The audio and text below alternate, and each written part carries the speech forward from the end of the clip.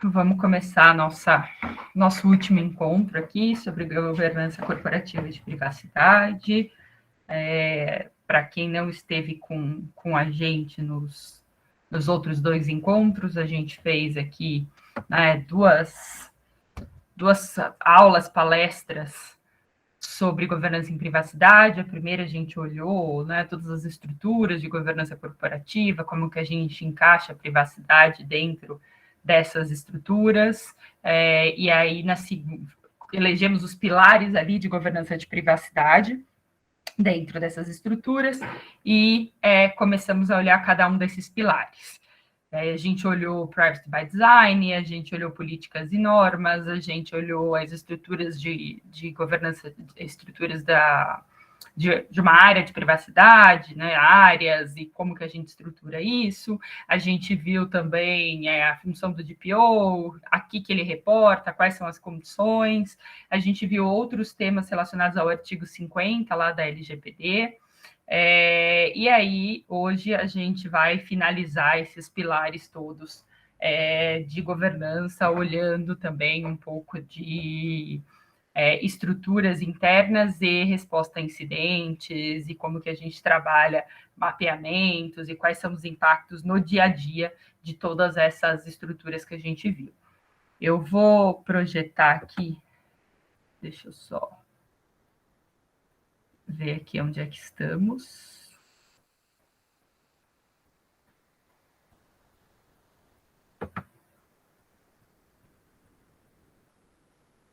Aqui.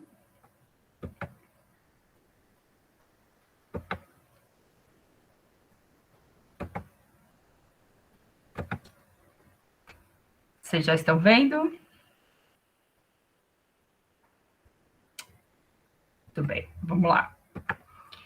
Então, a gente terminou a aula passada falando, né, desse cara aqui, que era o Private Champion, dentro de uma estrutura maior, que a gente olhou aqui, que teria uma estrutura recomendada aí para a gente tocar esse tema dentro da empresa, que seria essa estrutura. Então, a gente tem uma estrutura de privacidade coesa aqui, com papéis e responsabilidades bem definidos, em que a gente tem a figura do encarregado, a figura do DPO, como pede a legislação, mas a gente tem outras figuras aqui que apoiam a nossa estrutura, que seria uma área de proteção de dados, que é uma área bem operacional, uma área de governança de dados para olhar para o dado, e essa figura do Private Champion, que seriam os pontos focais em cada uma dessas áreas, para que a gente tivesse uma facilidade de disseminação do tema dentro de toda a estrutura da empresa. Tá? E aí a gente vai olhar um pouco, né, como que tudo isso impacta o nosso dia a dia, o que muda, qual que é, né, o seu papel como uma pessoa, um private champion, para que você precisa olhar, tá? Para o que você precisa olhar. Então, como eu já adiantei um pouco para vocês, o private champion tem uma função muito importante de levantar a mão em algumas das situações quando privacidade e proteção de dados podem ser impactados. Então, seja na esteira de projetos, então os novos projetos e os andamentos. Então, toda vez que aquela área tem um novo projeto, uma nova iniciativa, o Private Champion levanta a mão para mostrar um pouco qual é, né, o impacto e para que a área de proteção de dados ajude nesse impacto. Ele colabora muito na extração e no compartilhamento de dados e todo o processo de armazenamento, mapeamento desse dado, que a gente vai ver mais para frente. Ele olha essas questões de monitoramento e relatórios, então ele ajuda a área de proteção de dados a olhar para os impactos, para olhar para o monitoramento, para olhar para os relatórios. Ele coordena um pouco a comunicação da área e ele olha muito para os terceiros daquela área. Então, como que eu tento garantir dentro da minha empresa um nível adequado de terceirização, um nível adequado de controle do sistema dentro dos prestadores de serviço daquela área. Tá? Dentro da esteira aqui de projetos, a importância do líder de projeto para que ele já esteja estruturado dentro desse tema. Então, a gente trabalha junto com os Private Champions toda uma esteira lá de líder de projeto para que ele entenda os conceitos de LGPD, ele identifique os projetos que envolvam o tratamento de dados e, em caso positivo, que ele sinalize aquele projeto, aquela iniciativa, aquele serviço, aquele produto para um devido assessment e avaliação da área de proteção de dados. Dentro do processo de extração e compartilhamento dos dados, a gente pode aumentar o nosso risco de exposição da informação, porque a informação passa, né, a ser movimentada, e aí, então, a gente precisa acompanhar esse movimento de extração e compartilhamento de dados. Extrair e compartilhar somente os dados necessários passa a ser um dos requisitos essenciais aqui. E esse é um trabalho muito difícil, é um trabalho muito de formiguinha. Por quê? Porque a gente não está acostumado a desmembrar conceitos, a desmembrar informações. A gente acaba compartilhando sempre a estrutura inteira. E as novas extrações ou mudanças em processos atuais também devem ser informadas. E aí é um pouco do que eu falei na aula passada, sobre a gente manter todos esses processos devidamente mapeados e a importância que tem essa função, esse trabalho que é feito com as pessoas que lidam com os dados, para que a gente consiga ter uma atualização sem precisar fazer o tratamento, né, o mapeamento todo de novo em todas essas áreas. A gente começa a ter sinalizações de aonde que a gente tem alguma alteração para refazer aquele trabalho e readequar aquele fluxo de tratamento de dados. O aderência LGPD ele precisa ser um processo sustentável, então a gente vai olhar para as informações não estruturadas e vai olhar para as informações estruturadas. As informações não estruturadas têm uma facilidade maior, porque você tem ali um sistema base em que você pode atuar. A grande dificuldade são as informações não estruturadas, que dificultam a elaboração e a manutenção do mapeamento de dados. Se for necessário, o Private Champion vai ajudar nesse processo de mapeamento da informação e manter utilizado. E a ideia é que a gente sempre pergunte por quanto tempo eu devo guardar esses dados. A ideia sempre eu vou sair do mindset de vou guardar os dados para sempre, para passar para um mindset de vou guardar só o que eu preciso pelo prazo que eu preciso. Então, a gente passa a ter outro direcionamento aqui em relação ao armazenamento das informações. No que tange ao monitoramento e relatórios, as atividades de atendimento às obrigações regulatórias, elas passam por a gente ter essas informações muito bem mapeadas, muito bem detalhadas. É aquele princípio da prestação de contas. Então, a gente precisa olhar para tudo que a gente está fazendo com um olhar de registro, com um olhar de formalização, para que a gente atenda aí as obrigações regulatórias. No que tange a comunicação, também é um desafio grande aqui a gente mapear todos esses processos de comunicação. Por quê? Porque nome, e-mail, endereço são dados pessoais. Então, qualquer processo de comunicação, inclusive e-mails e tal, a gente começa, né, já partindo da premissa de que ali tem um dado pessoal. Com maior ou com menor impacto, mas sim, ali tem um dado pessoal. E esse processo, esse fluxo, precisa ser mapeado e enquadrado para a gente ter o devido enquadramento legal dele. O consentimento do titular não autoriza a que a gente use todas as informações para os fins mais diversos. E aí eu também falei um pouco disso na nossa primeira aula. Então, não é porque ele consentiu ali com determinada utilização que eu tenho a capacidade de utilizar e tratar aquele dado com base no consentimento para qualquer finalidade. O consentimento exige uma finalidade bastante específica.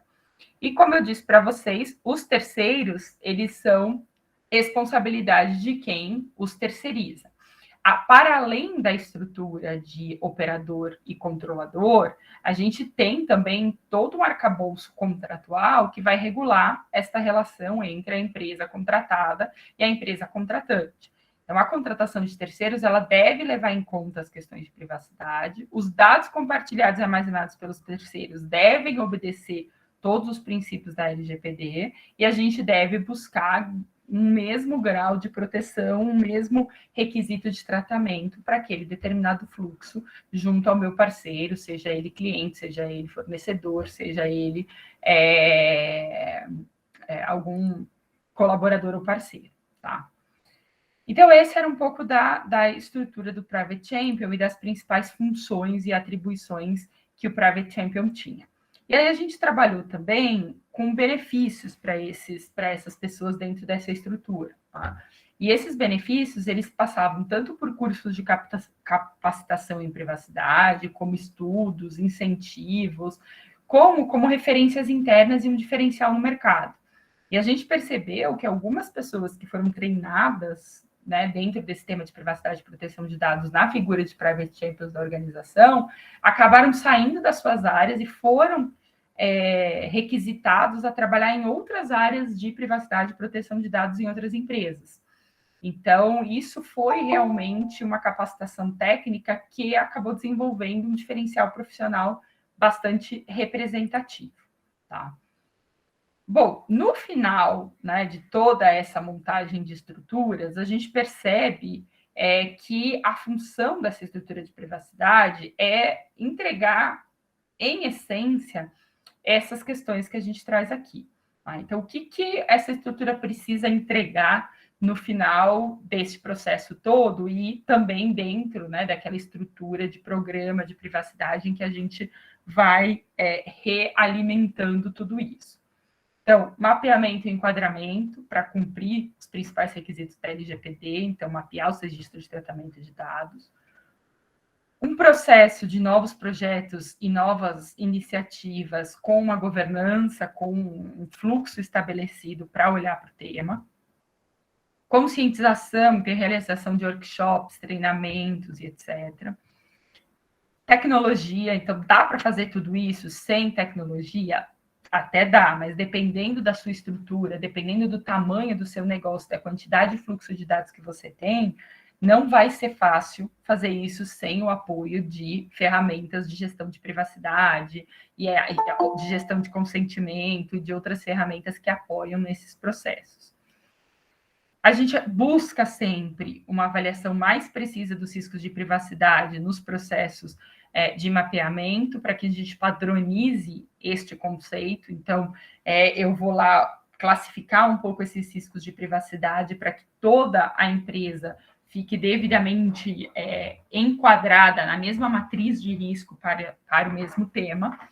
Vamos conhecer quais são as salvaguardas técnicas que precisam ser desenvolvidas, e aqui a gente tem todos os relatórios de impacto, os anexos de processão de dados, os mapeamentos, roupa, LIA, DPIA, todos aqueles artefatos que a gente tem, além das salvaguardas de tecnologia, então controles e toda forma de registros tecnológicos em que a gente possa aplicar aqui para atingir as finalidades da proteção.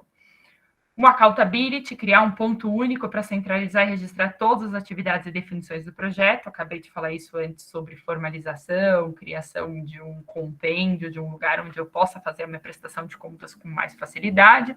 Identificar os principais riscos em relação à aderência à LGPD. Não só no projeto de adequação, que muitas das empresas já passaram por isso, mas no programa de privacidade mesmo. Aqui a gente já está falando num momento pós, no momento que eu já tenho toda essa estrutura montada, que supostamente eu já passei da fase de fazer um projeto de adequação, mas que isso continua vivo. Então, portanto, eu vou continuar identificando os riscos e as relações com o tema.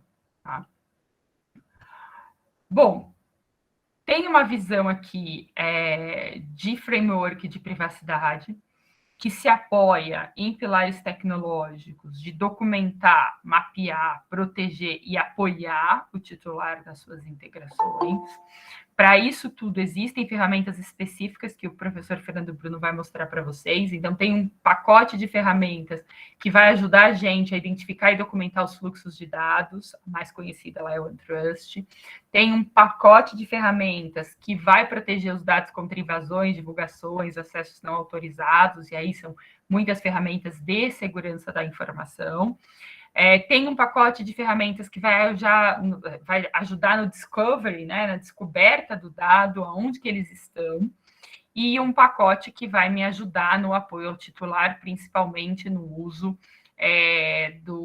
no exercício dos direitos dos titulares. Tá? E como eu disse, a gente tem dois grandes blocos de tipos de dados, aqueles que são estruturados, que estão dentro de um sistema, de uma organização, de uma forma de trabalho, e os que não são estruturados, que são aqueles que estão espalhados dentro das atividades rotineiras. Então, em documentos, em e-mails, em logs, em anotações. Então, tem uma série de informações ali perdidas, que é muito mais difícil a gente trabalhar nisso, tá? E aí, eu tenho camadas aqui de frameworks de privacidade. Então, tem a camada do Assessment Manager, que são as camadas em que eu vou acionar tratamentos, fluxo de dados, controles, monitoramentos. Tem uma camada que a gente chama de governança de dados, Data Governance, que é de linhagem dos dados, monitoração dos dados, catalogação dos dados. Tem uma linhagem de gestão do dado e de políticas e de normas. E tem uma camada de proteção mesmo, com anonimização, com monitoramento, com DLP, com website scan, com uma série de outras ferramentas que ajudam na proteção aqui dessa estrutura. Tá? E dentro desse processo, eu venho falando desde o começo da aula que a atividade mais relevante, até porque ela é o pontapé inicial de toda essa estrutura, é a atividade de mapeamento e enquadramento dos fluxos de tratamento de dados. E para isso, a gente começa a fazer algumas perguntinhas básicas aqui dentro desses fluxos, e depois eu vou mostrar um framework de mapeamento para vocês. Então, a gente começa falando o seguinte: o projeto, a atividade, o processo ou o produto envolve tratamento de dados pessoais?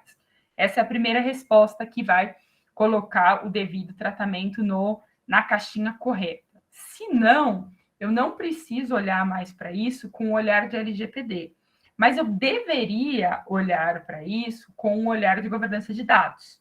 Por quê? Porque ali podem ter outros tipos de sensibilidade que não influem na LGPD, mas que pode trazer risco para o negócio, como, por exemplo, dados de segredo de negócio, dados confidenciais, dados de vantagem concorrencial, em que eu também preciso zelar pela confidencialidade daquelas informações. Mas aí eu tenho um outro olhar, que não é o olhar do tratamento de dados pessoais. Se a resposta é sim, eu vou seguir aqui no meu framework de mapeamento. Então, eu vou perguntar quais os dados pessoais são tratados, quem são os titulares impactados, qual é o objetivo desse tratamento, quais são, dentro desse fluxo, a origem dos dados pessoais, com quem eles são compartilhados e fornecidos, se vai para fora, se não vai para fora, quem são as outras instituições que acessam isso, onde que eles são armazenados, tanto de forma permanente como de forma temporária, e qual é o período de armazenamento necessário para essa estrutura toda. Tá? Deixa eu só passar aqui, que aí o modelo de apresentação fica maior para vocês enxergarem. No modo que não estava em apresentação.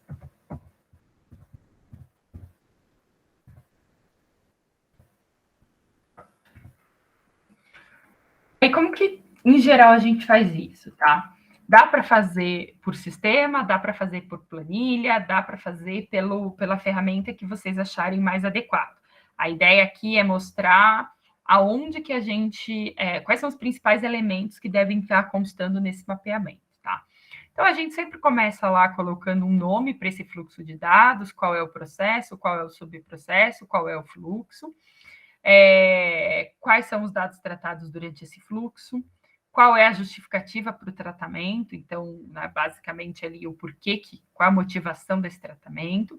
A gente descreve um pouco qual é o tratamento, e aí muitas vezes essa descrição, ela sai deste desenho de fluxo, em que eu começo lá com o início, aonde é o começo do tratamento de dados, e aí todo o processo em que passa por coleta, em que passa por distribuição, por recepção, por cadastro, por compartilhamento, por armazenamento e até o fim, onde é a exclusão desse dado. Tá?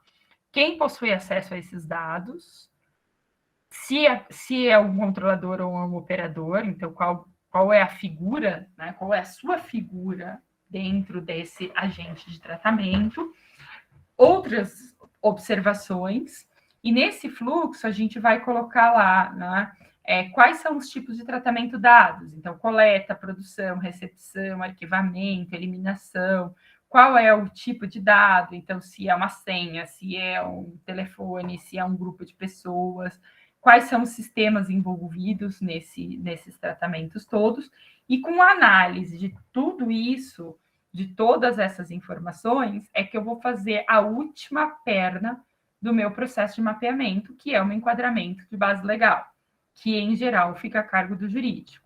Então, o jurídico vai olhar para tudo isso aqui e vai falar: olha, tendo em vista os dados que são tratados, as justificativas, como eles são tratados, como eles são compartilhados, qual é a finalidade e qual é a figura de agente de tratamento que eu sou, se eu sou controlador ou se eu sou operador, eu vou entender aqui se eu estou falando de consentimento, se eu estou falando de legítimo interesse, se eu estou falando de obrigação regulatória, se eu estou falando de cumprimento de contrato. Então, qual é a minha base para esse tratamento todo? Tá? E aí eu quis trazer um pouco aqui para vocês a figura da ANPD, que é o órgão da administração pública, integrante aí da Presidência da República, como autarquia especial, que tem a função aqui, né, de regular, de fiscalizar e regulamentar o tema aqui no Brasil. Tá? Essa autarquia ela tem autonomia técnica e decisória, ela vem ganhando cada vez mais autonomia no decorrer dos decretos que estão sendo assinados e das resoluções que estão sendo firmadas para realmente dar mais autonomia, mais recurso, mais habilidade para a agência, mas ela ainda é um órgão muito pequeno e muito ainda restrito a algumas situações de agenda que vêm sendo feitas desde a entrada em vigor da LGPD. E hoje a gente tem, olhando para trás, uma Autoridade Nacional de Proteção de Dados focada na regulamentação. Por quê? Porque a gente teve a aprovação de uma Lei Geral de Proteção de Dados com mais de 47 itens a serem regulamentados. Então, a lei ainda não consegue ser amplamente atendida, porque tem muita coisa que ainda não foi regulamentada. E aí a autoridade passou os últimos 2 anos fazendo todo esse trabalho de regulamentar os diversos itens. Não acabou, tem ainda muita coisa na agenda regulatória da NPD, mas desde aí do final do ano, dos últimos acontecimentos, os diretores da NPD vêm se manifestando numa linha de que eles elaboraram muitas diretrizes, eles zelaram pela observância aí de proteção de dados, eles promoveram muito education, muita cooperação, eles fizeram acordos com o Senacom, fizeram acordos com o Ministério Público, então eles trabalharam muito em promover o conhecimento, em education e em regulação, mas eles passariam agora, a partir dos próximos meses, a trabalhar no processo mais intensivo de fiscalização e aplicação de sanções. Algo que estava pendente para que esse processo de aplicações de sanção fosse startado era a regulamentação da dosimetria da pena, que é justamente quais são os seus critérios para a aplicação das penalidades. E isso foi regulamentado aí nas últimas semanas, o que abre espaço para começar a ter uma aplicação mais efetiva das penalidades. A NPD ela tem vários guias orientativos lá no site deles. E aí, sobre tratamento de dados pessoais pelo poder público, sobre aplicação por agente de tratamento no contexto eleitoral, sobre guias de segurança da informação para tratamento de empresas de pequeno porte, sobre vazamento de dados. Então, tem uma série de materiais que eles vieram preparando nos últimos 2 anos com esta função educativa e de esclarecimento da legislação, tá? E aí também, nesse processo todo, aprovaram aí todo o processo de fiscalização, procedimento administrativo sancionador no âmbito da Autoridade de Proteção de Dados, culminando com este processo de dosiometria da pena. Então, quais são as sanções que a lei prevê para aplicação aqui dentro deste processo de inobservância da legislação de proteção de dados, tá? A primeira e a mais branda é a advertência. Depois a gente tem multa diária. A gente tem uma multa de até 2% do faturamento do grupo no Brasil, limitado a um teto de 50 milhões de reais por infração. E aí a gente começa com as obrigações de fazer. Então, publicização da infração, então tornar pública aquela ocorrência, bloqueio parcial ou total dos dados pessoais envolvidos, eliminação parcial ou total dos dados pessoais envolvidos, suspensão parcial do funcionamento do banco de dados, suspensão do exercício das atividades de tratamento de dados, até a proibição parcial ou total do exercício das atividades relacionadas ao tratamento de dados. Tá? E aí, o que a Autoridade Nacional de Proteção de Dados leva em conta para a aplicação dessas sanções? Tem lá todo um rol de ordens e de critérios de atenuantes e agravantes, mas, em resumo aqui, a gente vai olhar para a condição econômica do infrator, a boa-fé, então, o que ele teve ali, tanto de atuação antes, preventiva, como de atuação posterior ao incidente, se é reincidente ou não, e vai sempre aplicar ali o princípio da proporcionalidade, que é aplicar uma pena proporcional ao ilícito cometido. Além disso, o que é muito relevante para essa dosiometria da pena? A pronta adoção de medidas corretivas, então é o pós, né? O que eu faço para mitigar aqueles riscos, para mitigar aqueles problemas que podem ser causados pelos titulares. Mecanismos e procedimentos internos de proteção de dados, então, quais foram as minhas políticas de boas práticas de governança adotadas antes. Então, tudo isso aqui que a gente está falando é, sim, um critério de aplicação de penas mais brandas e aplicação de critérios menos agravantes dentro da aplicação da penalidade, tá? A cooperação do infrator, então, isso a gente vê claramente nos processos de comunicação de incidentes. A gente tem uma posição do infrator, que é aquela em adiar a comunicação, fazer uma comunicação mais tardia, em nome de ter mais elementos. E aí, por isso que lá na NPD a gente tem um formulário de comunicação parcial do incidente, que é justamente quando você ainda não tem todas as informações, mas você já sabe que tem um problema, que vai ser complementado ao longo da descoberta, da investigação, do desdobramento do incidente. E a gente tem uma posição em que você, empresa, acaba negando aquelas estruturas, aquelas ocorrências por um longo período de tempo. Todas as vezes que eu tive a oportunidade de acompanhar comunicações de incidentes para a NPD, em que o infrator teve essa possibilidade essa opção, essa vontade de comunicar o quanto antes, de apresentar tudo que já tinha sido feito, tudo que poderia fazer, se colocar à disposição, prestar informações e mostrar que houve uma diligência, que houveram medidas preparatórias, preventivas, de boas práticas e governança, e que ele estaria pronto para adotar medidas corretivas, a ANPD seguiu uma linha de recomendações.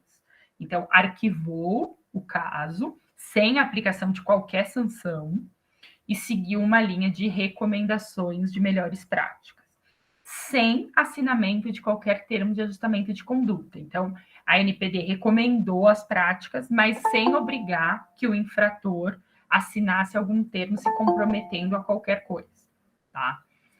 Às vezes em que a NPD teve dificuldade, não só a NPD, o Ministério Público também, teve dificuldade essas informações, a comunicação foi muito tardia, ou não havia um processo adequado de boas práticas e governança e nem a disponibilização de medidas corretivas, o caso se prolongou e tende a ter a aplicação de sanções mais rígidas, que devem sair aí nos próximos meses.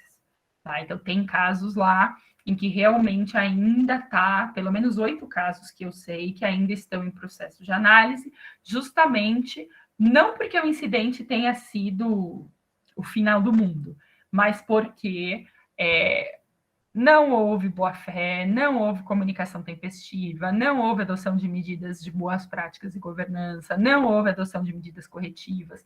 Então, tudo isso vai colaborando para que o processo de investigação fique mais longo e mais rígido e mais robusto. E aí, a penalização vai olhar também para o grau do dano, para a gravidade do dano e para a vantagem obtida ou pretendida. Então, aqui, essa questão da vantagem obtida ou pretendida é aqueles casos que eu falei para vocês, dos modelos de tratamento de dados, onde o dado é para o negócio, então eu uso o dado para ter informações para o meu negócio, e tratamento de dados onde o dado é o negócio, então eu vendo aquela informação, e aí, portanto, eu obtenho, né, uma vantagem muito maior, e isso agrava aqui a minha penalidade, tá? E como que eu atinjo esse objetivo todo aqui de chegar num grau de governança de privacidade adequado, tá? Primeiro de tudo, a gente precisa ter um novo racional. Então, é o que eu falei desde o começo. Vamos começar a pensar que a gente não guarda mais tudo, a gente tem que saber o que a gente está guardando, por que a gente está guardando, por quanto tempo, para quê. A gente tem que respeitar aqui os direitos das pessoas, então olhar para o titular e respeitar os seus direitos, olhar para a expectativa de privacidade que aquele titular tem em relação àquele tratamento, e olhar para quais são as obrigações das empresas e a função dos órgãos de fiscalização e multa.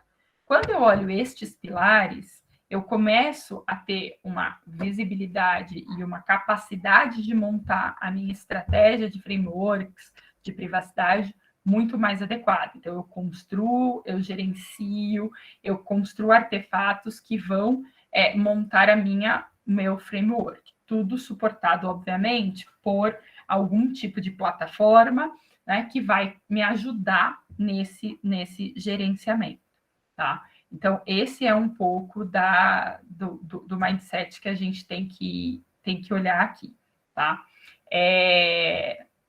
Tem muito material sobre tudo isso que a gente falou, né? Mas de forma muito mais, vamos dizer assim, teórica, tá? Então, se vocês olharem o que tem de bibliografia sobre LGPD, GDPR, Data Protection Officer e tal, então tem muita coisa, né? Mas a gente percebe que tem muito material ainda muito mais teórico do que propriamente prático. Então, é por isso um pouco que eu tento, né, trazer todos esses inputs técnicos aqui, tá? Como eu disse para vocês, tem muita coisa lá no site da NPD, de materiais orientativos, que ajudam muito a compreender a legislação, que ajudam muito a construir as políticas internas, as normas internas, os objetivos que devem ser seguidos pela organização. Então,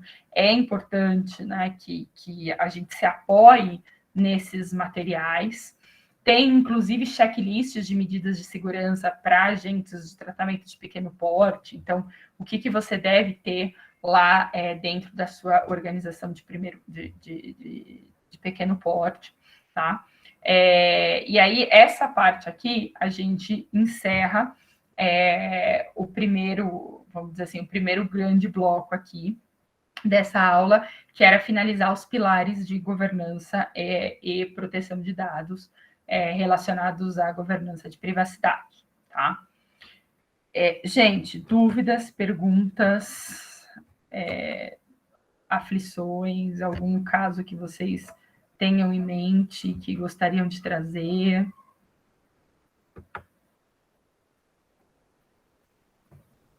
Que aí a gente pode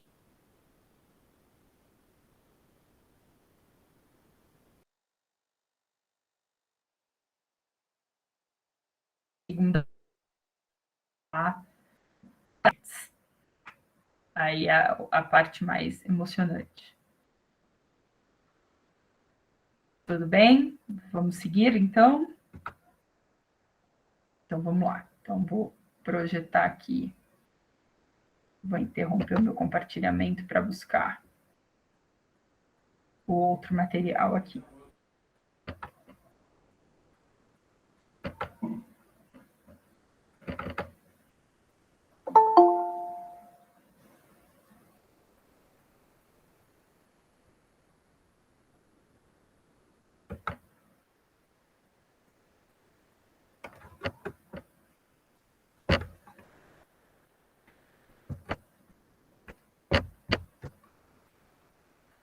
O lance aqui é que, com uma tela, a plataforma ela não me ajuda muito, mas vai dar certo.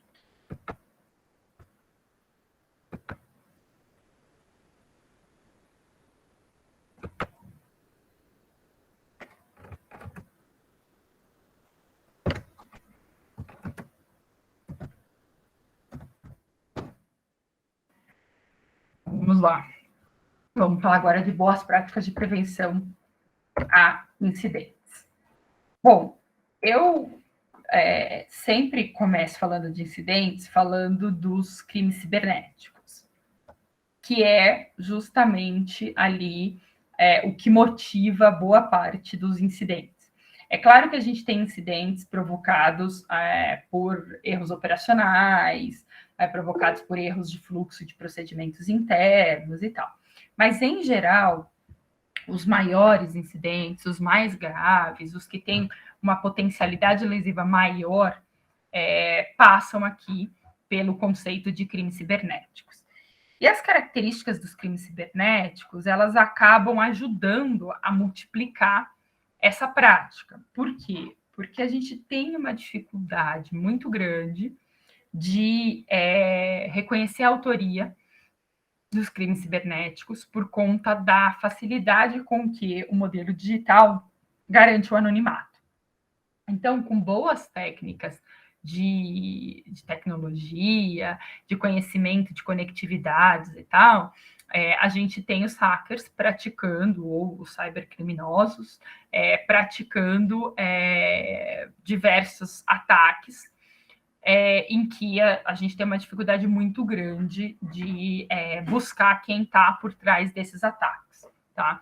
Em que pese os grandes ataques eles passem por um reconhecimento de algum grande grupo de cybercriminosos e tudo, mas a gente tem uma dificuldade de saber quem é a pessoa física que está por trás e, portanto, uma dificuldade de punição muito grande. Além disso, os crimes cibernéticos têm alta potencialidade lesiva, então, qualquer tipo de ataque pode ganhar um impacto e um alcance grande. Esses crimes, em geral, eles são praticados de fora, né, do país em que estão sendo atacados. Então, a gente tem grupos cybercriminosos na Rússia, na China, em vários países do leste europeu. Então, tem uma série de grupos localizados em outros países atacando empresas brasileiras, empresas americanas, empresas europeias. A gente precisa aqui de um trabalho pericial para alcançar a autoria e materialidade enorme. Então, o time forense que atua nesses crimes cibernéticos tem um trabalho muito relevante e muito importante para que a gente consiga chegar a algum tipo de evidência, algum tipo de materialidade dessas situações.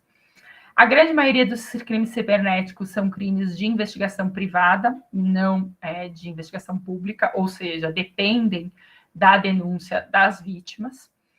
E tem o compartilhamento de senhas, de logins e a coleta indevida de dados por meio de engenharia social, phishing e tudo, que é uma prática muito comum e que ainda consegue atingir muitas pessoas, que ajudam, né, por falta de conscientização, por falta de conhecimento, a prática desses crimes. Tá? Tem vários crimes tipificados no nosso Código Penal. Então, a gente tem lá estelionato e furto eletrônico, que são as fraudes bancárias, principalmente. Invasão de dispositivo informático e furto de dados, que é a conhecida Lei Carolina Dickmann. Prática ou incitação de discriminação ou preconceito de raça, cor, etnia, religião ou procedência nacional. Armazenamento, produção, troca, publicação de vídeos e imagens contendo pornografia infantil.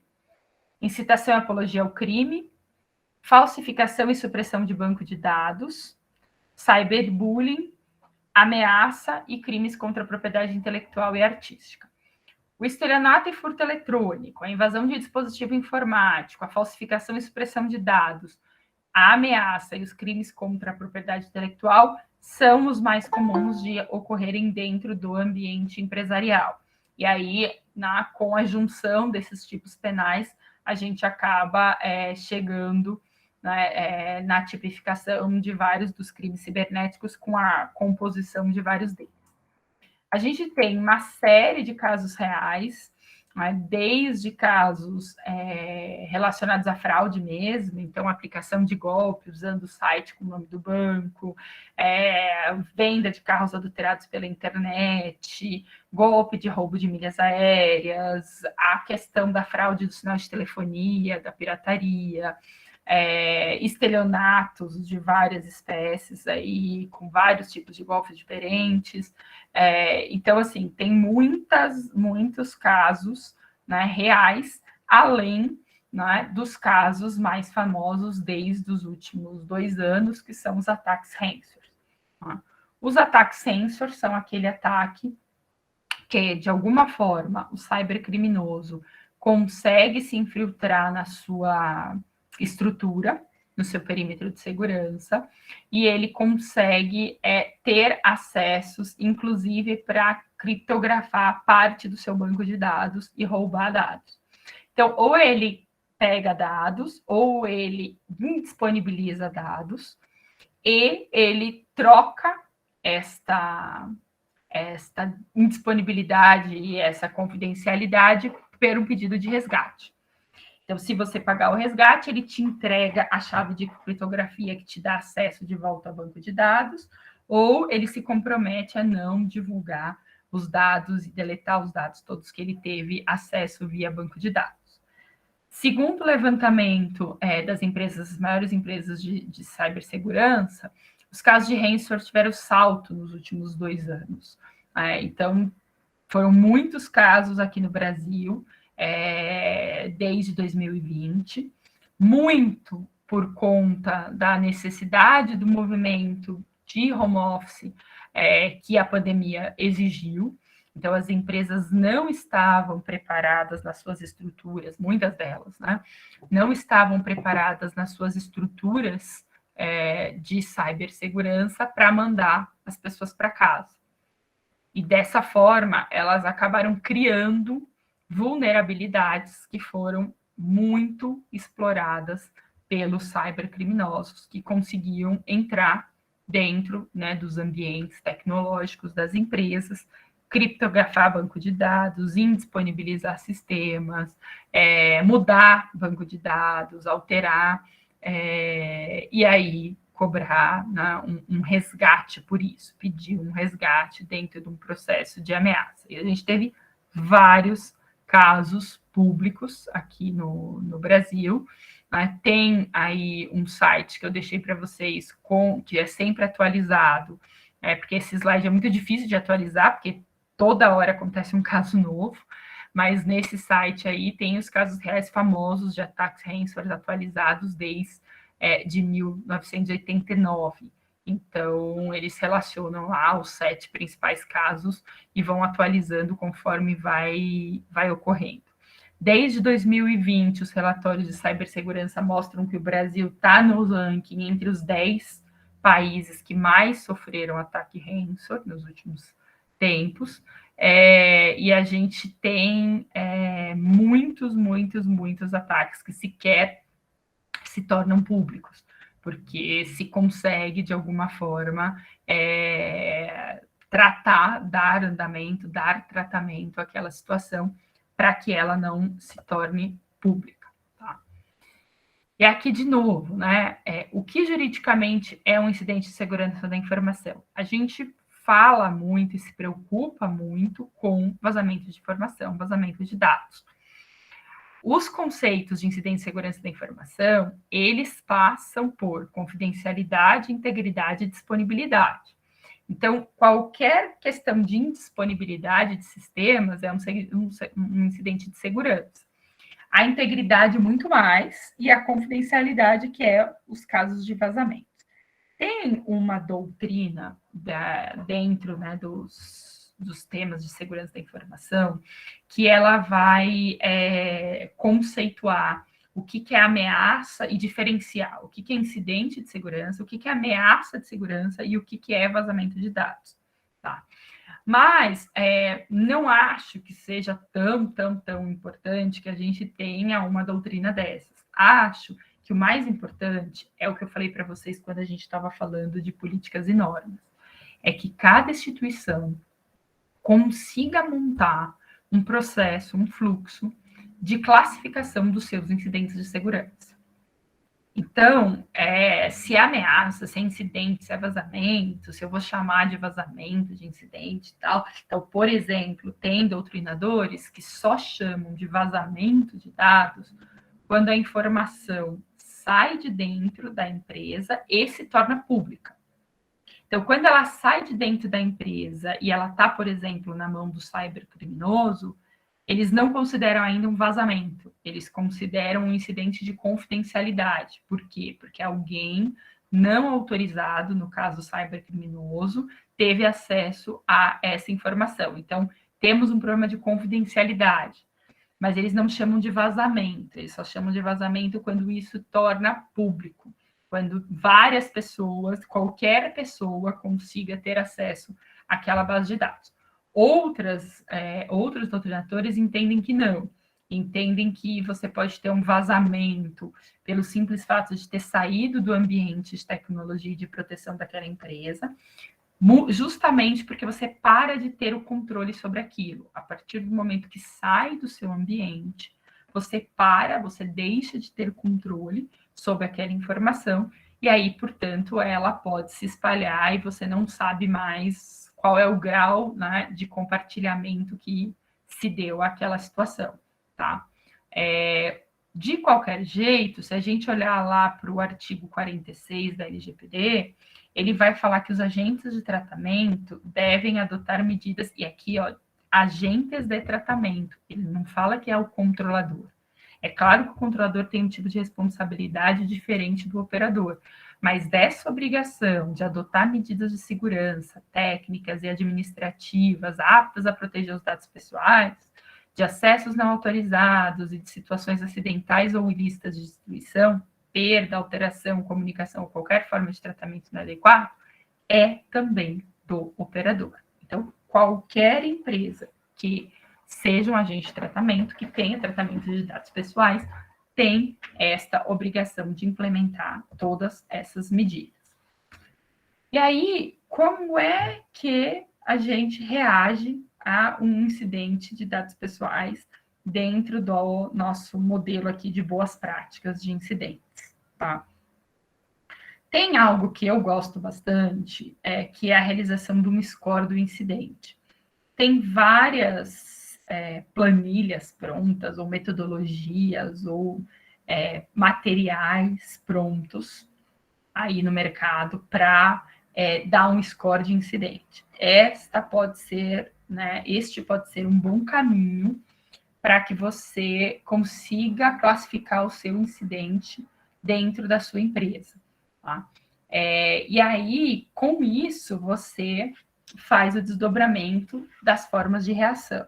Então, eu tenho lá essa metodologia de score do incidente, e dentro da minha metodologia, eu vou considerar que o incidente tem um score A, que é o score mais alto dentro da escala de gravidade do incidente. Tá? Então, para scores A e B, por exemplo, eu vou comunicar à Autoridade Nacional de Dados a ocorrência do incidente, por quê? Porque ele pode acarretar riscos ou danos relevantes aos titulares. Para incidentes de score C e D, eu não vou comunicar imediatamente e vou realizar algumas outras medidas, e caso tenha um desdobramento maior, aí eu faço uma reanálise. E no caso do E, eu não preciso comunicar, porque eu entendo que tem um risco muito baixo, né, de dado relevante ao titular. Não só para fins de comunicação, mas também para fins de tratamento interno. Então, por exemplo, quem que vai ser acionado, qual é a alçada de deliberação para cada tipo de incidente, monta comitê de crise, não monta comitê de crise, tem um plano de continuidade de negócio, entra em ação o plano de contingência, não entra em ação o plano de contingência. Então, tem uma série de decisões e de, vamos dizer, trigs que podem ser relacionados aqui a esse modelo de score para que eu defina adequadamente. Ah, Milena, mas o único jeito de eu definir adequadamente o incidente e reagir adequadamente é tendo essa ferramenta de score do incidente? Não, de maneira nenhuma. Tá? É muito possível que você consiga fazer isso dentro da sua matriz de risco e dentro das suas práticas de governança, de risco, de gerenciamento que você tem internamente, tá? Não precisa ter. Mas esses scores, eles já são pensados e preparados com vários critérios especificamente para o tema de privacidade e proteção de dados, tá? Então, eles já são um pouco mais adaptados ao tema, o que facilita, né, um pouco essa situação, tá? E o que em geral, aumenta esse score? Ou o que em geral, são situações agravantes do meu incidente? A probabilidade de risco ou dano relevante para o titular, que será maior sempre que o incidente envolver dados sensíveis ou de indivíduos em situação de vulnerabilidade, como crianças e adolescentes. Então, eu não quero contratar lá um modelo pronto de score, eu quero fazer dentro de casa. Bom, uma dos critérios para definir o incidente é que tipo de dado está envolvido. São dados sensíveis ou são dados de criança e adolescente? Com certeza, eu preciso agravar aqui o meu score, aumentar o meu julgamento sobre a gravidade disso. Potencial de causar danos materiais ou morais como discriminação. Então, quais são os efeitos e as medidas que podem ser, que podem causar, os impactos que podem ser causados para os titulares a partir daquele incidente? São só nomes e CPFs que já estão disponíveis em vários vazamentos e tal. É um nível de agravamento. Eu tenho, por exemplo, o número de cartão de crédito. Já é um outro nível. Eu tenho informações aqui que podem gerar algum tipo de discriminação. Já é um outro nível. Eu preciso avaliar qual é o impacto aqui, o que pode causar. Possibilidade de cometimento de fraude bancária. Já é outro nível. violação do direito à imagem e à reputação. Então, vazamentos que estão muito relacionados aí a direito da imagem, a fotos, a imagens, a questões reputacionais, também tem um outro nível de agravamento. Fraudes financeiras e roubo de identidade. Tudo isso pode ser colocado como critérios que aumentam o score. Além disso, o que mais eu preciso pesar aqui? Volume dos dados envolvidos. Então, assim, quanto de dado que está envolvido no incidente, quantos indivíduos afetados. Então, né, eu posso ter uma quantidade pequena de indivíduos, mas com um volume de dados muito grande. Eu posso ter uma quantidade grande de indivíduos, mas com um volume de dados muito pequeno sobre cada um. E eu posso ter os dois muito pequenos ou os dois muito grandes. Se eu tenho muitos indivíduos com muitos dados afetados, eu tenho um nível, né, dentro da minha matriz maior de risco. A boa-fé e as intenções dos terceiros que tiveram acesso aos dados após o incidente. Então, é o que eu falei um pouco sobre os impactos. O que uma pessoa, o que um terceiro pode fazer com aquela informação. E esse daqui é um item importante quando eu estou avaliando que ainda não está num momento de publicidade total. Então, por exemplo, eu estou avaliando um incidente em que determinada empresa teve acesso a informações de outra empresa. Qual é a boa-fé e a intenção dos terceiros que tiveram acesso? Não me parece que eles possam agir de má fé, então isso diminui o meu score de gravidade. E a facilidade de identificação dos titulares por meio de terceiros não autorizados. Então, esses dados que foram vazados, eles tinham algum tipo de anonimização? Eles tinham algum ruído? Eles estavam criptografados? Eles estavam mascarados? Porque se for mais fácil ou mais difícil de chegar na identificação dos titulares, são critérios que vão também impactar se o meu incidente é mais grave ou menos grave, tá? Então, tudo isso a gente deve levar em consideração. Agora, eu vou falar um pouco sobre as comunicações de incidentes para NPD e contar um pouco de alguns casos aí que foram casos de sucesso, tá? Mas a gente está a 2 minutos do nosso horário de intervalo. Então, a gente vai fazer uma pausinha aqui para tomar uma água no banheiro e a gente volta às 20h10 para a gente fazer essa parte final aqui da nossa aula de hoje. Alguém, perguntas, dúvidas, alguma coisa que vocês queiram adiantar antes do intervalo, gente?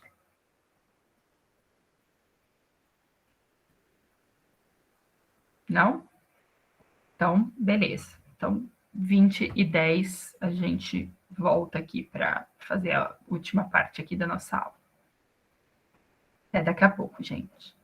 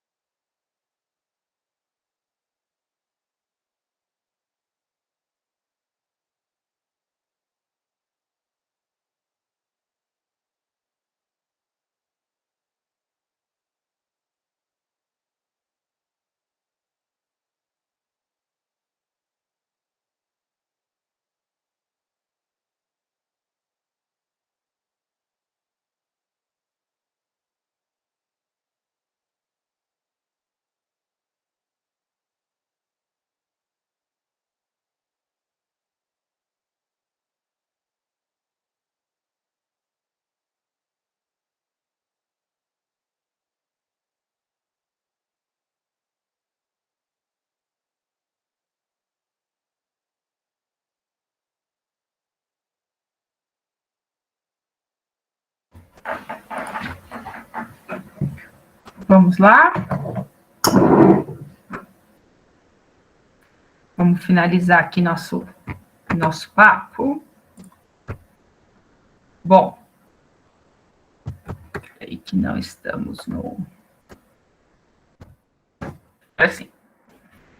Bom, como eu estava dizendo para vocês, a gente tem algumas classificações aqui de incidentes, e é importante que a gente também se atenha ao que é um incidente de segurança com dados pessoais para fins de comunicação à NPD, tá?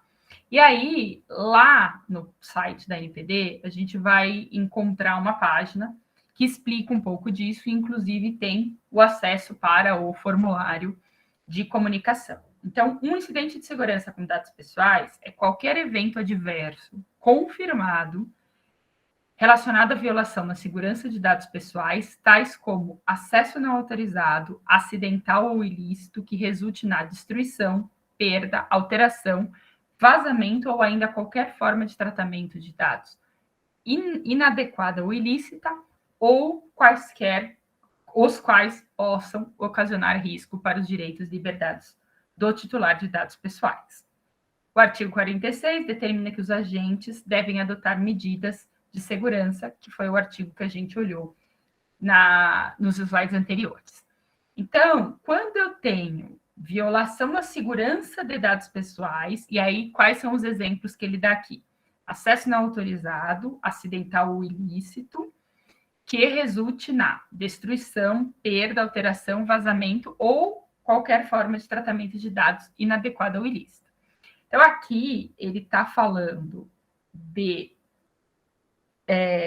integridade dos dados e ele está falando de confidencialidade dos dados, tá? Então, para fins de comunicação à NPD, a gente precisa olhar confidencialidade e integridade.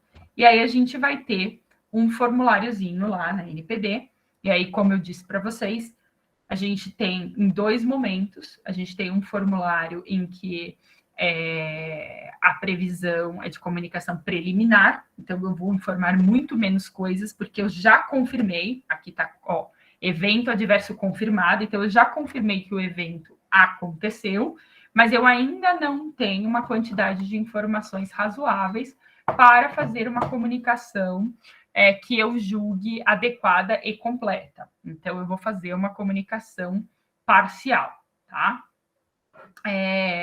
Quem que deve fazer essa comunicação? O controlador. Tá? Então, se eu sou só operador daquele tratamento de dados que foi impactado, eu não preciso fazer a comunicação. A comunicação é uma responsabilidade do controlador, que deverá comunicar à autoridade nacional e ao titular a ocorrência de incidentes de segurança. Aqui eu chamo a atenção para o seguinte: o artigo 48 ele vai falar: o controlador deverá comunicar à autoridade nacional e ao titular a ocorrência de incidente de segurança que possa acarretar risco ou danos relevantes aos titulares.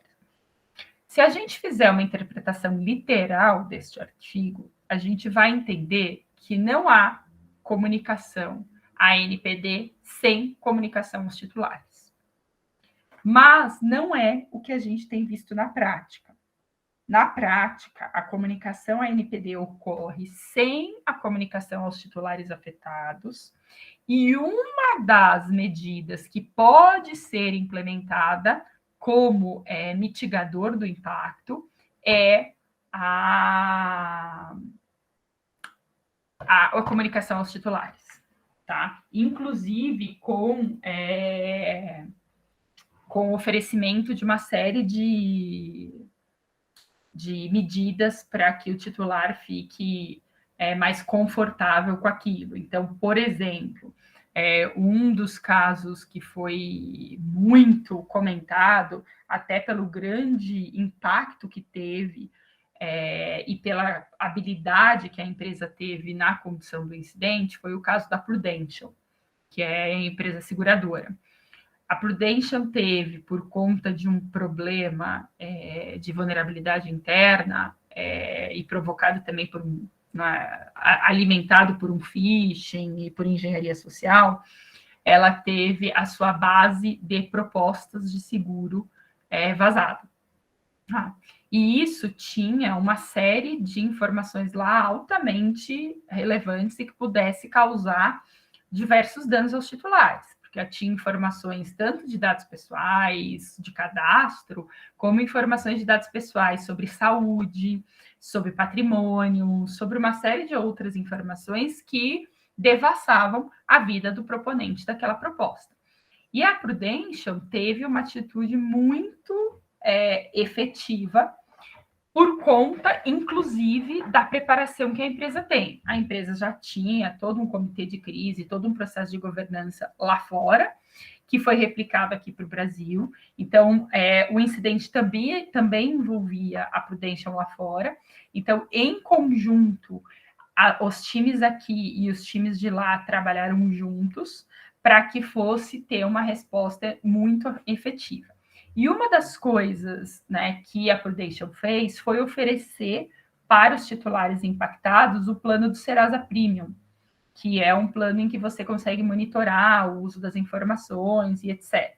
Né? E, inclusive, você consegue saber se já houve exposição dos seus dados, como é que aconteceu a exposição, que dados foram expostos. Tá?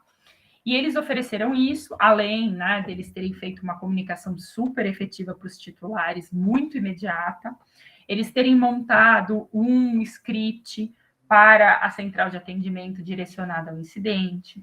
Eles tiveram cuidado de ter uma central específica para atender os titulares impactados, uma página no site específica para isso. Então, teve uma série de comunicações em onda, né? Então, soltava uma comunicação, depois de um tempo soltava a mesma comunicação, depois soltava outra com outra fórmula, com outra vocabulário. Então, foi um trabalho muito, muito, muito efetivo que foi feito justamente nessa quesito comunicação. E foi muito bem reconhecido pelas autoridades, tanto é que o caso foi arquivado, apesar de ter sido um caso, né, com impacto super alto, foi arquivado sem qualquer penalidade, só com algumas recomendações. Essa medida do Serasa Premium, ela foi até importante porque a empresa teve uma enxurrada de ações judiciais de titulares que tiveram seus dados vazados, pedindo indenização por conta do vazamento. E aí a alegação era que era um dano res ipsa, ou seja, eu não precisava comprovar a culpa, dolo e nem efetivamente o dano.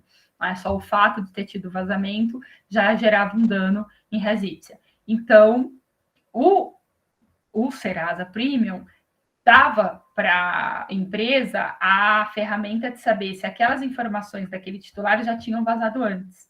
E aí muitas das ações judiciais foram julgadas improcedentes porque a alegação da Prudential era, olha, você não teve dano porque os dados que vazaram a seu respeito já tinham, ou grande parte dos dados que vazaram a seu respeito, já tinham sido expostos em incidentes anteriores. Então, eles já estavam disponíveis, não fui eu que causei. E, de fato, eles conseguiram várias improcedências com isso. Tá? Mas foi um case de muito sucesso do ponto de vista de comunicação, porque realmente eles foram muito habilidosos nos processos de comunicação.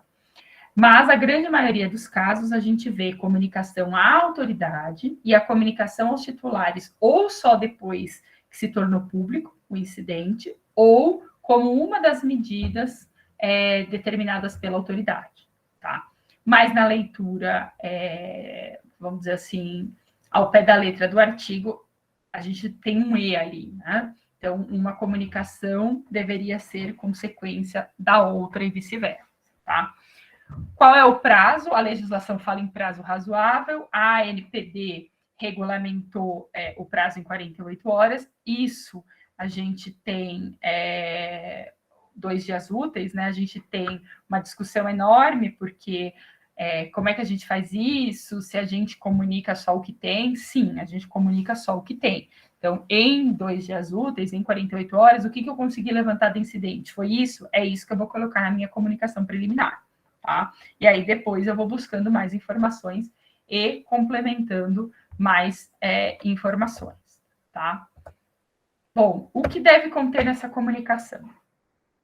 a descrição da natureza dos dados pessoais afetados, as informações sobre os titulares envolvidos, a indicação das medidas técnicas e de segurança utilizadas para a proteção dos dados, observados, obviamente, né, o segredo comercial, industrial, a estratégia de negócio, eu não preciso abrir toda a minha estratégia.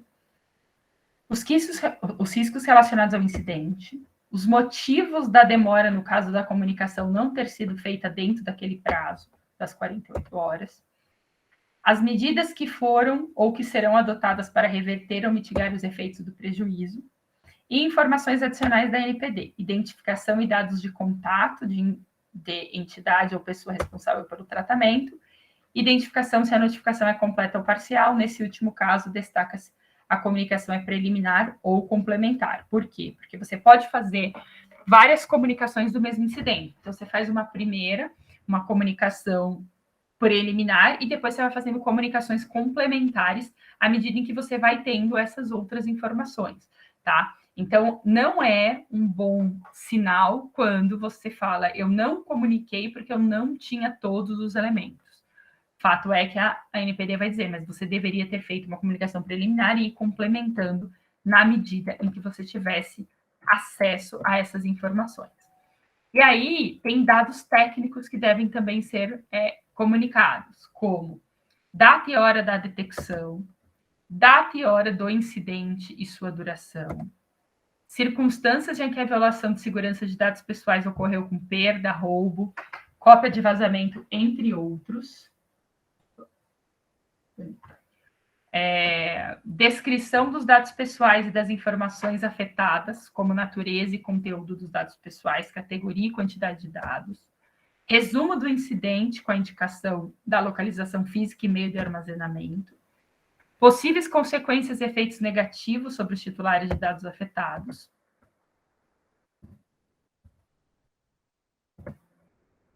Informações sobre o incidente de segurança, medidas de segurança técnicas e administrativas sobre o incidente do controlador, medidas implementadas para controlar os possíveis danos, possíveis problemas da natureza transfronteiriça, ou seja, esse efeito não vai ser só no Brasil, ele pode ser sentido por titulares de outros países também. E outras informações úteis relacionadas às pessoas impactadas. Esse é um pouco da carinha lá do formulário, tá? Então, tem um monte de tics para você dar e depois você vai complementando ali com as informações, tá? E aí, para finalizar aqui o nosso bate-papo de hoje, eu trouxe para vocês um protótipo aqui de um manual de reação a incidentes de extorsão, tá? Que eu tentei consolidar aqui todas as medidas e as práticas que a gente deve ter dentro desse processo aqui de reação a incidentes, especificamente no caso de um incidente que envolva uma extorsão, ou seja, que envolva um pedido de resgate, tá? Em geral, casos de ransom. A primeira das regras, que é claro, tá, gente? Qualquer uma das regras aqui, ela vai passar por uma análise do caso concreto. Mas, em geral, na maioria dos casos, a resposta à interação e ceder aos pedidos do criminoso, inclusive com o pagamento do resgate, não é recomendado. A não ser que você tenha uma equipe interna de investigação de fraude que seja tão qualificada que consiga interagir com o criminoso para obter determinadas informações, provas e ferramentais que colaborem na investigação do incidente. Tá? Caso contrário, se você não for muito bem preparado, não tiver uma equipe muito bem preparada, certamente o criminoso vai estar melhor preparado que você. E aí qualquer interação, qualquer resposta vai dar mais informação a ele do que você vai conseguir informação. Tá? Tem sempre uma recomendação de não pagar o resgate, mas, de novo, há casos em que a empresa está numa situação tão delicada que ela não tem muita outra opção a não ser pagar o resgate. E aí, nesses casos, é importante que isso já esteja mapeado dentro da empresa. Então, a gente deve sim ter lá quais situações são aquelas que eu vou ter que ceder ao pedido e eu vou ter que pagar o resgate. E como que eu vou fazer isso? Porque, assim, não é fácil obter isso, não é depois fácil depois eu contabilizar isso, porque, assim, por exemplo, se eu não tenho uma política de pagamentos e de agrados a eventuais pessoas que tenham descoberto vulnerabilidades no meu sistema, como é que eu vou contabilizar? Que título eu vou contabilizar isso? Tá? Então, eu tenho problemas contábeis aqui se eu não estiver preparado para isso. Tá? Tudo que for evidência do ilícito, a gente precisa preservar em ata notarial. Então, e-mails e eventuais anexos, porque isso depois vai ser fundamental para eu coletar provas suficientes para que eu tenha depois qualquer medida em face, né, dos cybercriminosos. Eu preciso elaborar relatórios de absolutamente todas as medidas que estão sendo tomadas para identificar e mitigar os riscos. E aqui a gente sempre recomenda que a gente tenha um time dentro do time de gestão de crise, resposta a incidentes e tal, que seja destacado para isso. Por quê? Porque, por exemplo, se eu estou diante de um caso em que o time tem que trabalhar, por exemplo, na restauração do ambiente, na recuperação de informações e tal, esse tipo de situação, de elaborar relatórios e tudo, ele acaba ficando de lado. E aí ninguém faz. E aí ninguém faz, o que acontece? Depois, quando você tem que prestar contas, ninguém lembra muito bem o que aconteceu, como é que foi. Então, seja time de auditoria, seja time de quantidade de negócio, de gestão de crise, jurídico, tem que ter alguém destacado para olhar para isso, tá? E o comitê de crise, ele tem que ser sempre um comitê multidisciplinar. Ele tem que olhar para as mais diversas questões ali envolvidas e ser um comitê multidisciplinar, tá? Isolar e analisar a quantidade de dados, a sensibilidade dos dados e a datação da base de dados possível violada. Esse é um outro problema, porque, assim, muitas das vezes o criminoso está te chantageando e você não sabe se realmente a base que ele está é sua. Se faz sentido aquilo, porque você não sabe se aquela base vazou da sua empresa ou vazou de outra, porque às vezes são informações que tem em mais de uma instituição. Então, essa é uma dificuldade grande que as empresas têm, porque às vezes eu nem sei se realmente aquele é um incidente meu. E aí tem muita gente já trabalhando dentro de segurança cibernética para tentar, de alguma forma, direcionar esse tema, e aí a gente não ter esses questionamentos que demoram muito tempo no momento de reação. Analisar as possíveis consequências da violação para as vítimas, então, possíveis fraudes diretas e indiretas, para a gente também, inclusive, avaliar medidas corretivas, medidas de redução do impacto. Descrever e comprovar todas as medidas técnicas e organizacionais de segurança da informação e proteção de dados. De novo, tenho aqui um accountability. Avaliar a necessidade de notificações obrigatórias com base nas leis brasileiras e americanas, então não só a notificação da NPD, mas eventualmente se você for uma empresa regulada, CVM, se você for uma empresa de capital aberto, CVM, Banco Central, SUSEP, então todas as outras e outros reguladores também que tenham algum tipo de obrigação na comunicação. Se a empresa for de capital aberto, verificar a situação de um fato relevante, então se aqui eu tenho que publicar aqui um fato relevante, noticiar o ocorrido para a autoridade policial. Aqui eu tenho uma avaliação de publicidade para recomendar para vocês. Por quê? Porque, ao contrário da NPD, que a gente tem um histórico de confidencialidade das notificações que são feitas, no caso de autoridade policial não é bem assim. Alguns casos de incidentes que não eram públicos ainda foram comunicados à autoridade policial e se tornaram públicos. Então, a gente tem alguns indícios de que a confidencialidade aqui pode não ser algo fácil de se controlar. Além disso, a gente tem uma autoridade policial muito, muito pouco preparada para atuar nesses casos. Então, o seu custo-benefício às vezes vai ser alto, o seu incidente vai se tornar público e você não vai ter a ajuda da autoridade policial. O que normalmente a gente faz aqui? A gente prepara todas as medidas preparatórias de provas à empresa, por meio de ações cíveis, e depois que está tudo bonitinho, encaminhado, direcionado, é que a gente aciona a autoridade policial. Até porque, salvo nos casos de alguns crimes específicos e de agentes públicos, ninguém é obrigado a fazer uma denúncia, prestar um boletim, abrir um boletim de ocorrência por alguma situação, tá? Então, essa é uma avaliação que a gente faz bastante eu não vou acionar a polícia porque eu acho que o custo-benefício de acionar a polícia não vai valer a pena, tá? Bom, acionar a assessoria de imprensa e deixar pronta notas reativas descrevendo a criticidade dos dados, com as diligências empregadas, níveis de segurança. Então, a gente tem uma série já de pré-comunicados feitos para que na hora que eu consiga ter um nível de informação, eu reaja rapidamente, eu consiga rapidamente fazer as comunicações, tá? Então, eu já deixo isso pré-organizado.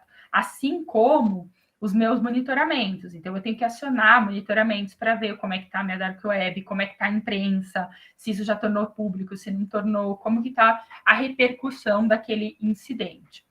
A gente também tem uma preocupação com a comunicação interna, porque às vezes você, dentro da empresa, acaba aumentando o seu risco porque você não comunica adequadamente o que está acontecendo internamente. Tá? Então, não só uma questão de imprensa, de comunicação para fora, comunicação interna também. E preparar notificações extrajudiciais para plataformas requerendo a remoção de conteúdo. Muitas das plataformas sérias, tirando, por exemplo, Deep Web, etc., elas, ao ter exposta a uma base de dados, ao serem notificadas extrajudicialmente, elas removem aquele conteúdo da plataforma. Então, a gente sempre deixa preparadas essas notificações para tentar mitigar o risco aqui, reduzindo um pouco a exposição, né, e o que a gente tem de impacto na hora que a gente faz essa exposição, aí, esse vazamento da base de dados, tá? Bom, a aula de hoje era um pouquinho mais curta mesmo, porque a gente já tinha passado por vários dos temas. Eu deixo o meu LinkedIn aqui, que eu tinha falado na aula passada, que eu ia deixar, tá? Fiquem à vontade para me acionarem, tá? Deixa eu voltar aqui para conseguir vê-los, pronto. E aí eu vou ficar à disposição aqui mais um tempinho para perguntas, dúvidas. O material vai ser disponibilizado, já estou preparando aqui o material para disponibilizar para o pessoal da ESA. E aí a gente conseguir finalizar aqui. Dúvidas, perguntas, vocês não estavam vendo a minha tela? Era isso que estava acontecendo? Mas, assim, era basicamente o que eu relatei e a gente vai compartilhar o material com vocês, tá? Bom, muito obrigada aí pela companhia de vocês, pela atenção. E aí, se tiverem alguma dúvida, por exemplo, coloquem no chat ou podem me acionar pelo microfone para a gente sanar aí as possíveis situações. No mais, fico super à disposição.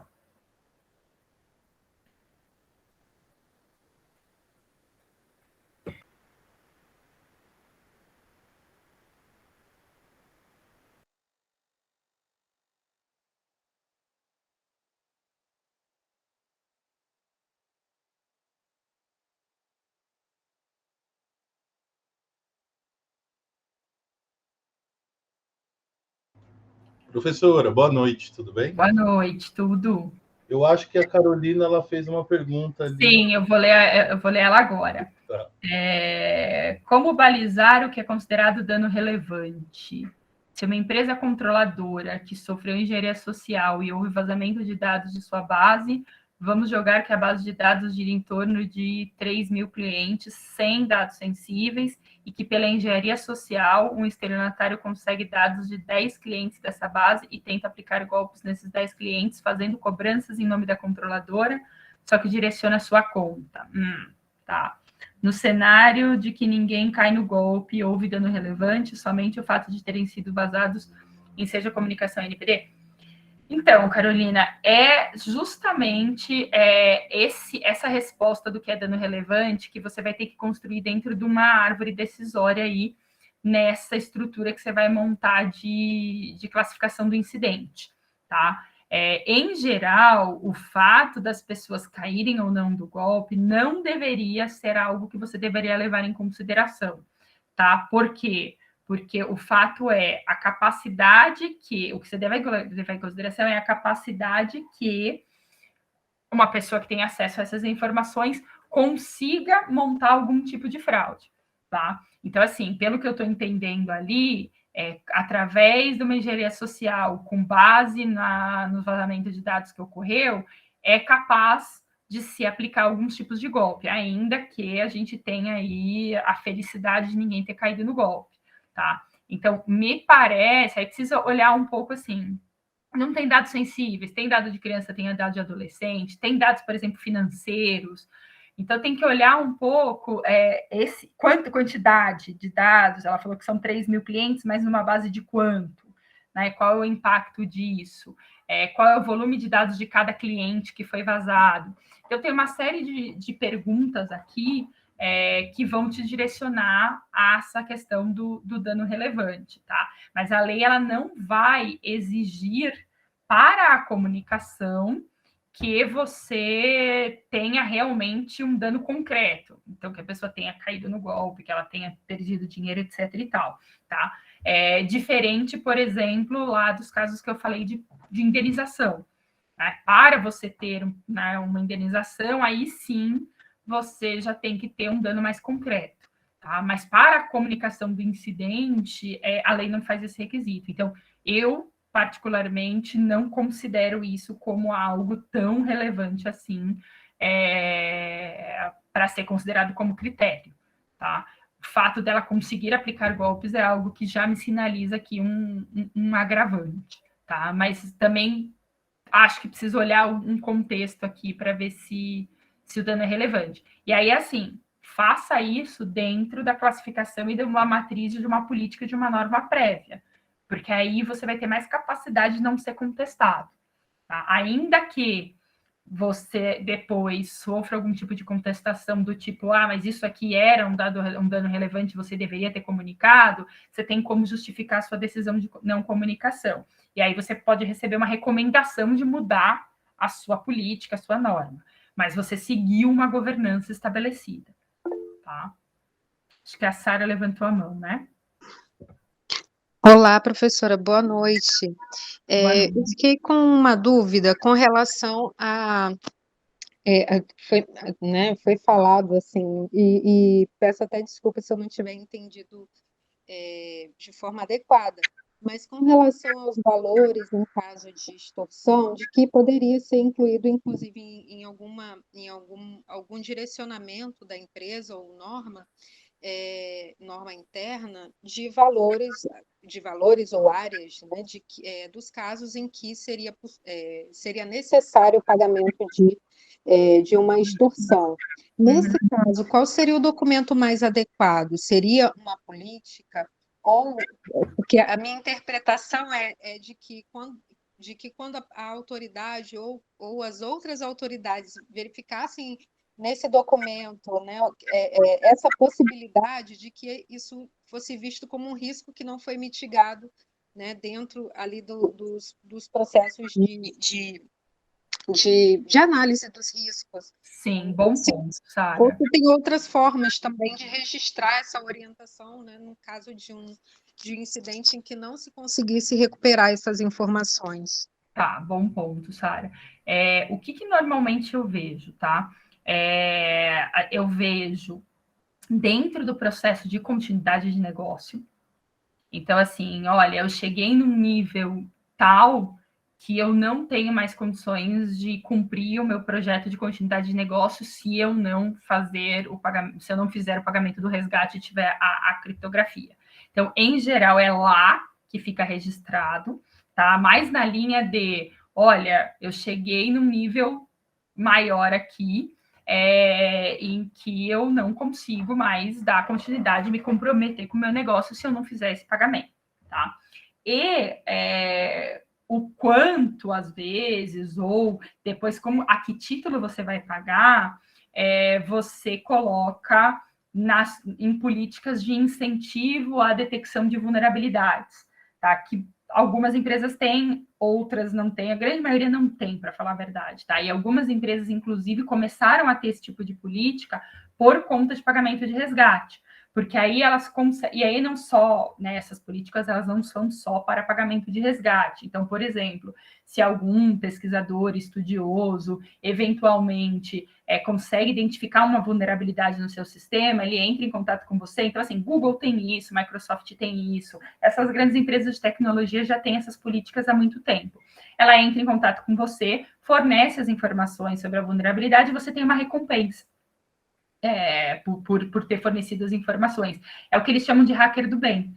Tá? E aí, normalmente, é lá que você coloca, não uma previsão clara de resgate, mas você coloca essa previsão de que você pode pagar recompensas a quem revelar vulnerabilidades para poder, de alguma forma, acomodar esse pagamento de resgate. Tá? É claro que, assim, tem sempre esse viés que você falou, Sara, tem sempre um viés de que, no limite eu estou cedendo, eu não tenho uma boa prática e tal, e eu tenho aqui algo que o Raoni colocou aqui, né, até que muitos dos resgates são feitos em moedas não rastreáveis, então tem toda uma questão de eventualmente ser acusado de financiamento ao terrorismo, de práticas não de lavagem de dinheiro e etc, tá? Mas, de novo, tá? Eu sempre sou uma adepta de nunca pagar. Mas ao longo da minha carreira, eu vi casos em que não havia outra alternativa. Tá? Tinha que pagar, a empresa não estava preparada para sofrer um ataque desses, e realmente assim, não tinha condições de manter o negócio em pé se não tivesse o pagamento para obter a chave de criptografia. Tá? E aí, o melhor jeito é você acomodar dentro de uma dessas questões. Mas nunca você vai registrar, né? Ou dificilmente elas vão registrar assim, né? Pagamento de resgate, extorsão e tal. Elas vão acabar registrando muito por conta dessa questão de identificar vulnerabilidades e etc. Tá? Professora, posso fazer uma pergunta? Claro. Assim, a gente às vezes não tem noção, mas quando a gente, enfim, envia um documento, alguma coisa para alocar um carro, muitos dos programas, muitos dos sistemas, eles fazem várias validações que você nem imagina por trás, né? Então, você vai alocar um carro, você manda o documento, ele valida Sua CNH. valida os pontos de carteira, ele valida tudo. E isso, obviamente, vai para um banco de dados, né? Eu não entendo, eu entendo de programação, mas eu não tenho ainda contato com empresas de médio porte. Mas o que eu vejo todos falando, os meus amigos programadores estão fazendo startup nesse sentido, é que a maioria delas não está preparada, né? Então, são bancos de dados muito vulneráveis e muitas informações, muitas vezes desnecessárias. Você acha que as empresas, no geral, estão preparadas? Aí eu saio das grandes, né? Porque as grandes, obviamente, já estão correndo atrás. De médio porte, né? Eu acho que ainda não, pelo que eu vejo aqui dentro dos meus amigos programadores, né? O que eu tenho visto ao longo, desde 2016, que foi quando começou o GDPR, tá? As empresas grandes, com maior nível de governança, automaticamente todas entraram num processo de adequação. Tem muita adequação mal feita mesmo em empresa grande, tá? Muita mesmo. Muita base legal errada, muito mapeamento errado. Então, tem muita coisa errada, mas sim, elas tiveram esta preocupação. Elas iniciaram algum tipo de processo. As médias começaram um pouco depois por uma pressão de mercado no seguinte sentido. Se eu sou uma empresa grande e estou adequada, estou aderente, eu não quero me conectar com alguém que não esteja. E aí elas acabaram, por muita força de ser fornecedor de empresas maiores, a começar esse processo. Então, eu vejo, por exemplo, muitas empresas médias passando por assessments na hora que vão prestar serviço para empresas maiores. Então, por exemplo, lá na B3, a gente tem um assessment de fornecedor gigante, e aí o cara não passa se ele não tiver os mínimos requisitos. Obviamente, dentro daquilo que eu falei. Se ele for um cara que vai prestar, né, serviço de dados, ele tem um requisito lá em cima. Se ele for um cara que vai prestar serviço de limpeza, ele tem um requisito lá embaixo. Mas ele é cobrado, tá? De alguma medida, ele é cobrado. Agora, empresas muito pequenas que ainda não estão dentro desse mercado, já com acesso a outras pessoas, prestando serviço para outras empresas, de fato, ainda não tem esse tipo de coisa. O que está muito no mercado B2B. Sim e não, né? Porque, assim, tem muita empresa grande, né, do mercado B2C que já está super adaptada porque lida com um volume enorme. E a gente vai ter uma preocupação grande da fiscalização para empresas que lidam direto com o consumidor, né? Agora, esse exemplo, por exemplo, que você deu da validação da CNH, tem vários jeitos de se fazer isso, né? Então, por exemplo, tem empresas que elas só te dão um confirma ou um negativo. Então, sei lá, a Unidas vai lá e consulta a empresa do Raoni para saber se a carteira de habilitação da Milena é regular ou irregular. Qual que é a informação que a empresa do Raoni dá?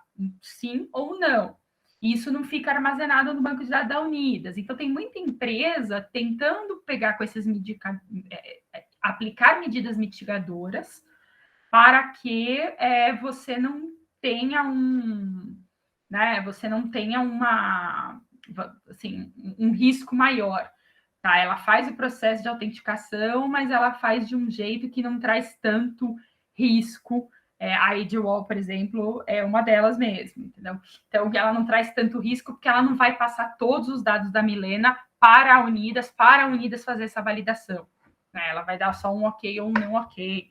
Então, tem alguns jeitos da gente mitigar esses riscos, tá? Mas, de fato, assim, não temos, nem no Brasil e nem em vários lugares do mundo, um grau de maturidade alto para esse tipo de situação, tá? A gente ainda está muito aquém do que a gente deveria estar nesses 4, 5 anos aí de discussão do tema, tá? Maurício Rosado, para fins de LGPD, tem diferença de tratamento entre as seguintes situações: hacker invadir sistema interno da empresa e ter acesso apenas à leitura de dados sensíveis sem ter conseguido em tempo hábil fazer cópia. Cybercriminoso terem feito cópias de dados, sim, tem diferença, tá? Porque, e até do ponto de vista criminal também tem diferença, tá? Quando eu invado o sistema da empresa e só tenho acesso à leitura, eu tive um acesso indevido, mas eu não tive a extração de dados, eu não vazei dados, tá? Não consegui copiar. Quando o dado sai mesmo da minha gestão, quando ele fez cópia e está lá em poder dele, eu tenho uma situação mais grave, porque eu perco a capacidade de gerenciar aquilo, tá? Então, ele pode espalhar aquela informação, ele pode compartilhar aquela informação. Então, eu tenho um nível a mais de gravidade aqui nessa situação. Tá? E até do ponto de vista de penalização lá criminal também a gente tem um nível a mais nesses casos. Tá? Deixa eu ver se tem mais alguém aqui.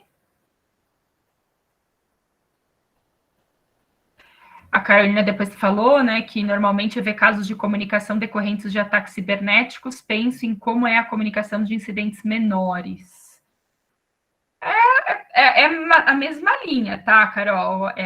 Dentro do teu processo ali, às vezes o que você está chamando de incidentes menores é porque não teve tanta repercussão externa, não chegou a ser público, né? Mas às vezes tem uma série de incidentes aí, ó, sei lá, pelo menos deve ter uns 50, 60 incidentes comunicados na NPD só esse ano. E a gente não tem, né? A gente não tem publicidade de todos esses incidentes. Então, às vezes, a gente acha que é menor, mas eles têm um impacto, sim, relevante, tá? Então, tem ocorrido muitas comunicações, tá? Nos últimos meses, assim, tem ocorrido muitas comunicações. Mais alguma coisa, pessoal?